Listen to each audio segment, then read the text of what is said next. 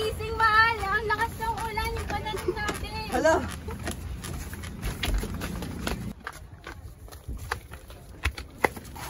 Medyo po, ano nangyari sa mga pananim natin?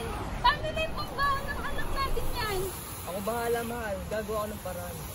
Siguradong pagtapos na itong bagyo tataas itong mga presyo ng pananim natin. Konting tiis na lang, ha?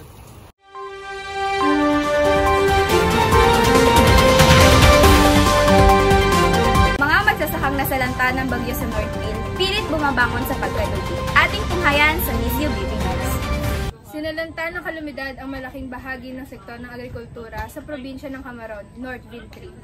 Nalubog sa mga baha ang mga tanim na gulay at palayan.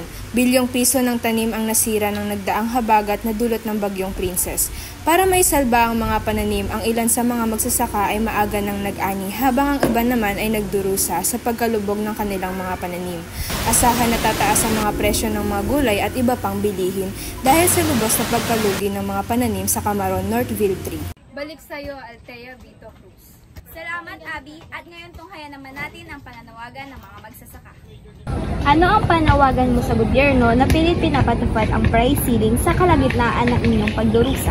Sana po pagtapos na itong bagyo ay hindi na po kami maghirap. Dahil po may mga pamilya din po kami tinutustusan. Kung kagaya ng pondo na madali nyo ibulsa, sana po kami din magsasaka ay madali nyo bigyan ng pansin. Doon nagtatapos ang Miss You BB News. Ako si Abigail Cubol. Ako naman si Althea Vito Cruz. Nagbabalita. Finger and clover, they go together. Finger and clover, my love affair.